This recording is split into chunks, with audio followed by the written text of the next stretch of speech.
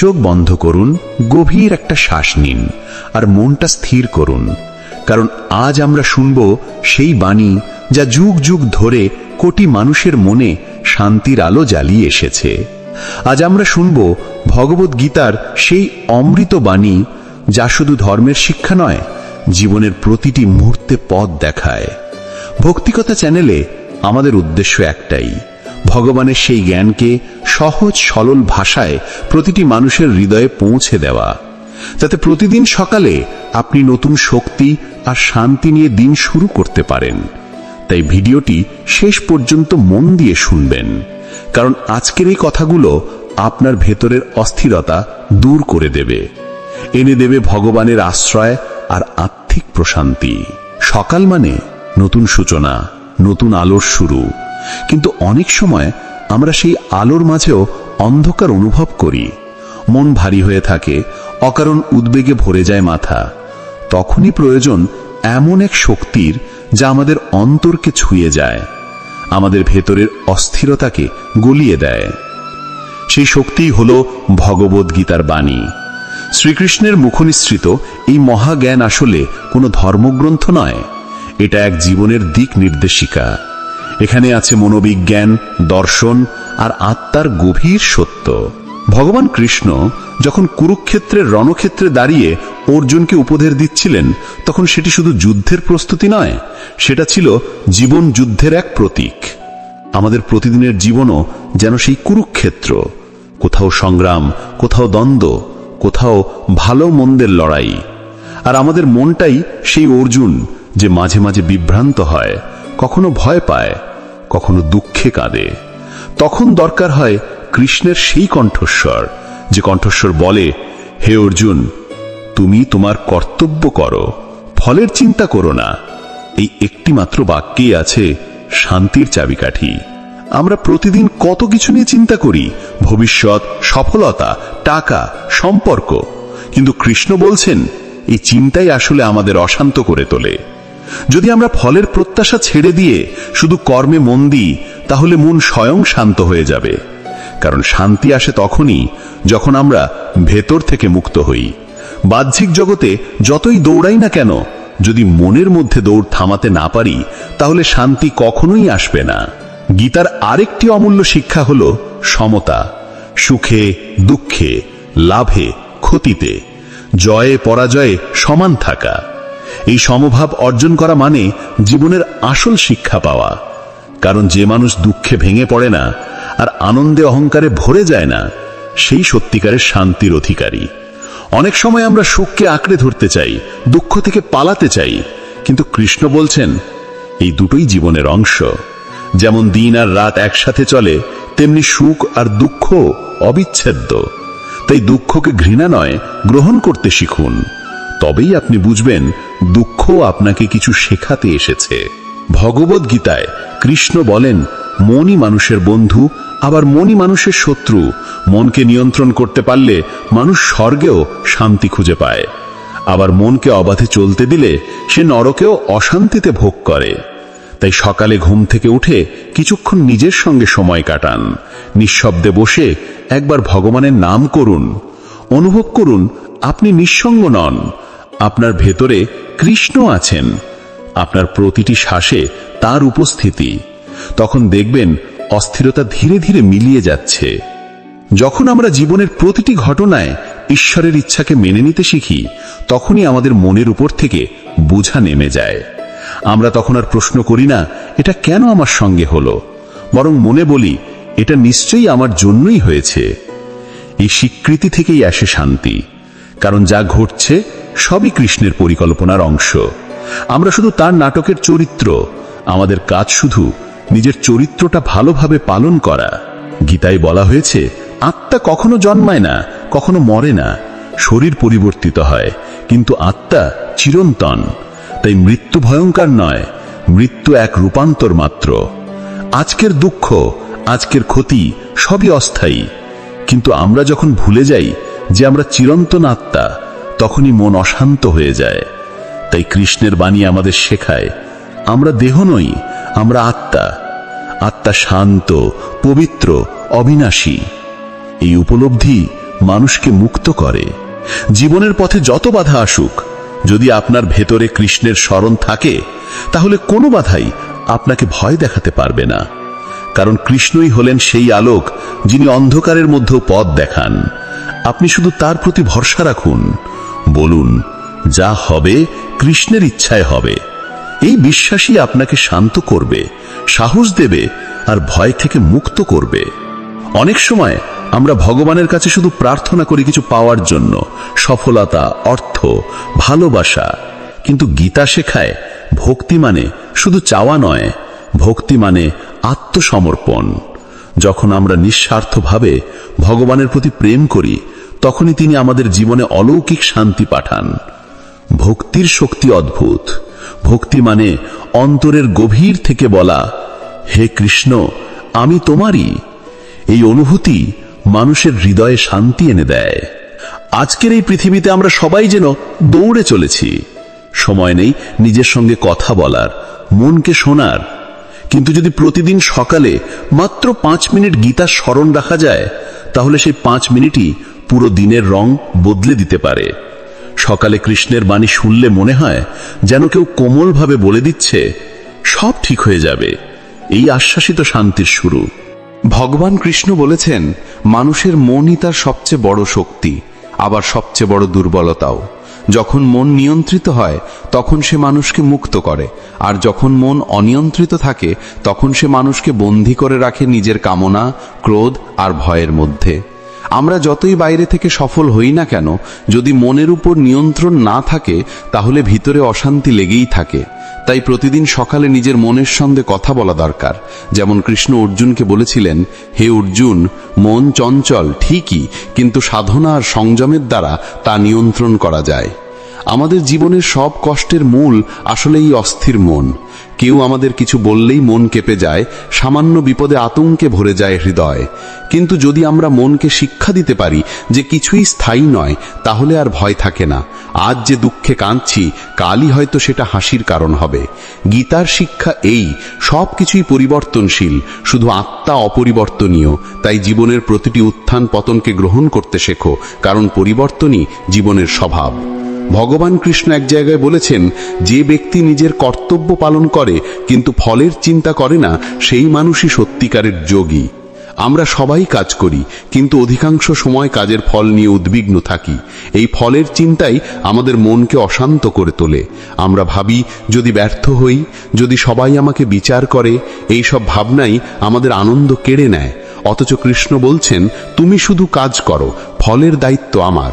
তুমি তোমার কর্তব্য পালন করো, বাকিটা আমি দেখব।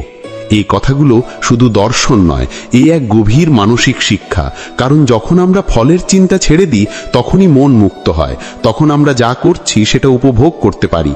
কাজ তখন বোঝা নয়, ভক্তি হয়ে যায়। সেই কাজেই তখন শান্তি। ভগবান কৃষ্ণ বলেছেন, যেই মানুষ ঈশ্বরের উপর সম্পূর্ণ ভরসা রাখে, তার প্রতি প্রেমে নিজেকে সঁপে দেয়, সেই মানুষ কখনো পতিত হয় না। এই আত্মসমর্পণই হলো ভক্তির মূল। ভক্তি মানে শুধু ফুল আর প্রদীপ নয়, ভক্তি মানে সম্পূর্ণ বিশ্বাস। যখন আমরা বলি, হে কৃষ্ণ, যা হবে তোমার ইচ্ছায় হোক, তখনই আমরা ভিতর থেকে মুক্তি অনুভব করি। কারণ তখন দায়িত্বের ভার নিজের কাঁধ থেকে নামিয়ে ভগবানের হাতে তুলে দিই। তখন মনের বোঝা হালকা হয়, হৃদয়ে আসে প্রশান্তি। আজকের যুগে আমরা সবাই ক্লান্ত। কাজের চাপ, সম্পর্কের জট, জীবনের অনিশ্চয়তা, সবকিছু মিলে মনটা যেন একটা জটিল গোলক ধাঁধা। কিন্তু গীতার শিক্ষা একটাই, জট খুলতে গেলে ভয় নয়, ধৈর্য লাগে। যেমন গাছের ফল পেতে সময় লাগে, তেমনি শান্তি পেতেও লাগে সময়। প্রতিদিন একটু একটু করে নিজের ভিতর শুনতে শেখা, কৃষ্ণের নাম স্মরণ করা, নিজের কর্মে মন দেওয়া, এই অভ্যাসই একদিন অন্তরের ঝড় থামিয়ে দেবে। কৃষ্ণ বলেছেন, যে নিজের মনকে জয় করেছে সেই নিজের শ্রেষ্ঠ বন্ধু। এই জয় মানে দমন নয়, বোঝা। নিজের রাগকে চেপে রাখা নয়, তার উৎস খুঁজে দেখা। নিজের দুঃখ থেকে পালানো নয়, তাকে বুঝে ফেলা। যখন আমরা বুঝতে শিখি কেন মন কষ্ট পায়, তখন কষ্টের শিকড় কেটে যায়। সেই মুহূর্তে শান্তি এসে বসে অন্তরে। আরেকটা গুরুত্বপূর্ণ শিক্ষা কৃষ্ণ দিয়েছিলেন, কোনো কিছুই বৃথা যায় না। আমরা অনেক সময় ভাবি আমাদের প্রার্থনা, আমাদের ভালো কাজ সব বৃথা হচ্ছে, কিন্তু কৃষ্ণ বলেন এই পথে এক বিন্দু প্রচেষ্টা কখনো নষ্ট হয় না। অর্থাৎ ভগবানের পথে করা একটিমাত্র ছোট কাজও একদিন ফল দেয়। হয়তো আজই ফল দেখা যাচ্ছে না, কিন্তু তার স্পন্দন থেকে জন্ম নিচ্ছে ভবিষ্যতের শান্তি। তাই নিরাশ হবেন না। আপনার প্রতিটি শুভ কর্ম, প্রতিটি প্রার্থনা, প্রতিটি ভক্তিভাব সবকিছুই কৃষ্ণের কাছে পৌঁছে যাচ্ছে। তিনি সময় মতো ফল দেবেন।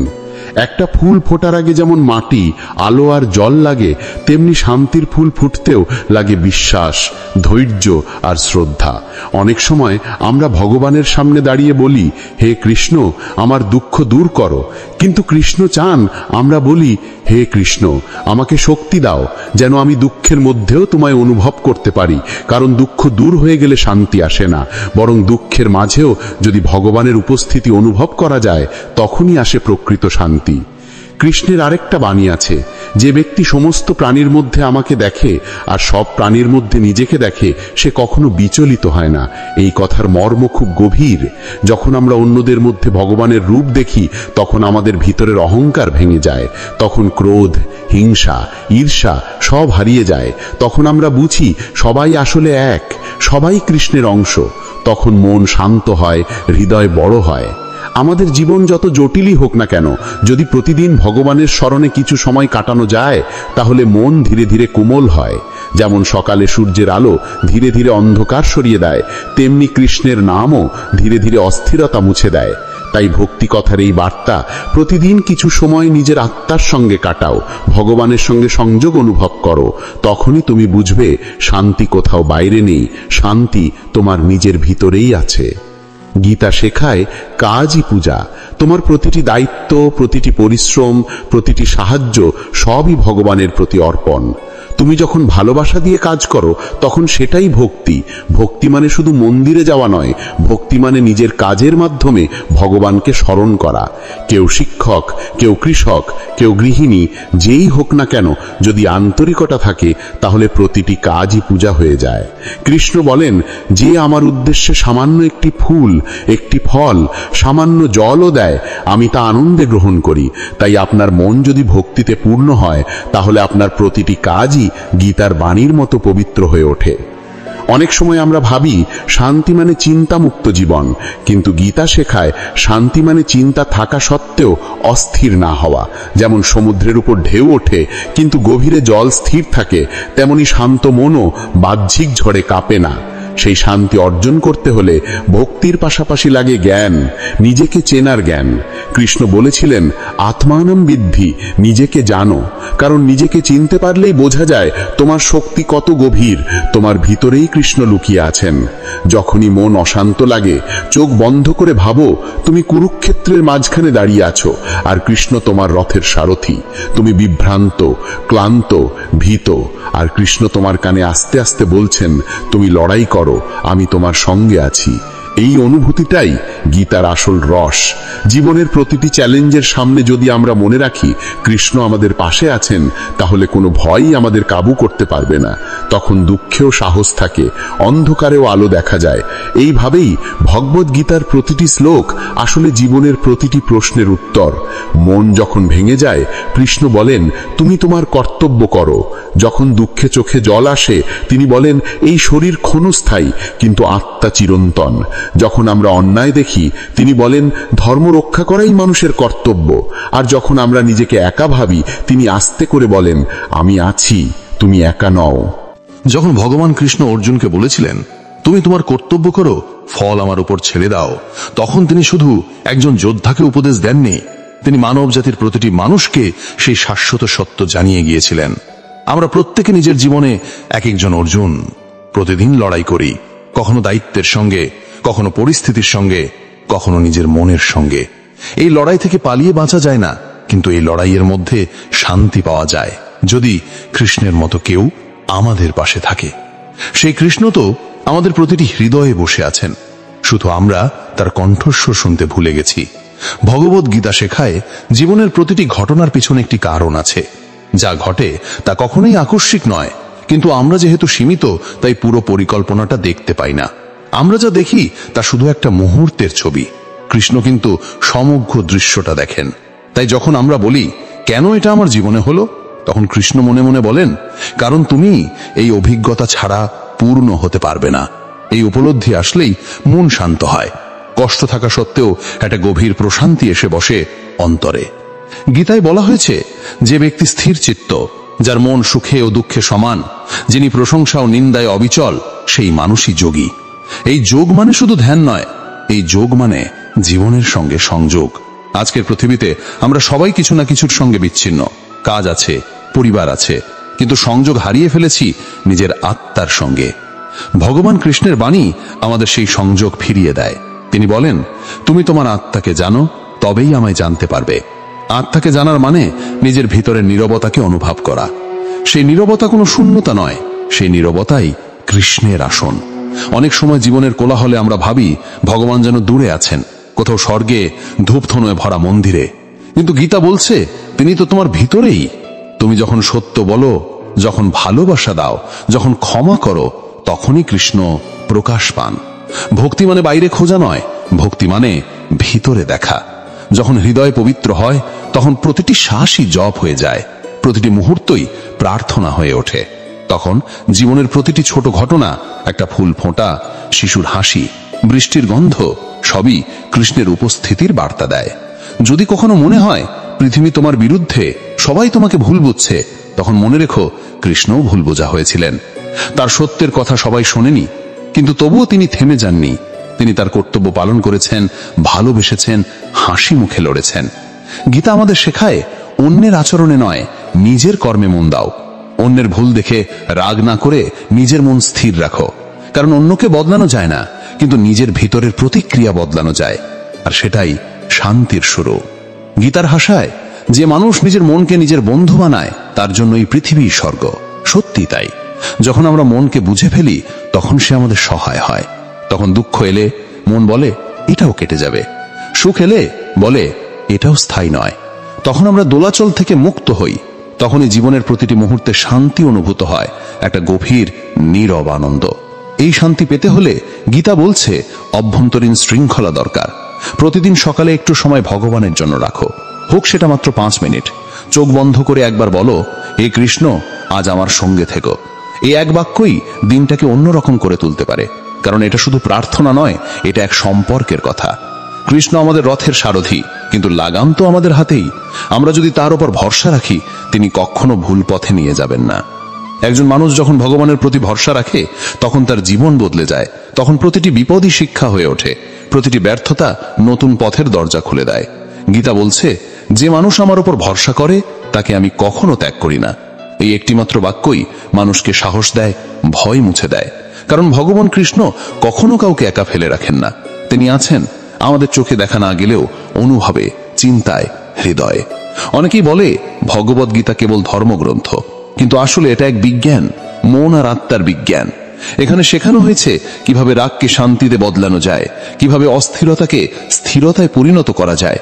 কৃষ্ণের প্রতিটি কথা আমাদের শেখায়, জীবনের প্রতিটি মুহূর্তে শান্তি খুঁজে পাওয়া সম্ভব যদি আমরা দৃষ্টিভঙ্গি বদলাই। তিনি বলেন, যেমন আগুন কাঠকে ছাই করে দেয়, তেমনি জ্ঞান সমস্ত কর্মফলকে পড়িয়ে দেয়। অর্থাৎ যখন জ্ঞান আসে, তখন দুঃখের আগুনও শান্ত হয়ে যায়। যখন আমরা নিজেদের কষ্টের দিকে তাকিয়ে বলি আমি ভুক্তভোগী, তখনই অশান্তি আসে। কিন্তু যখন বলি আমি শিক্ষার্থী, তখনই শান্তি আসে। কারণ তখন আমরা কষ্ট থেকে শেখার মনোভাব রাখি।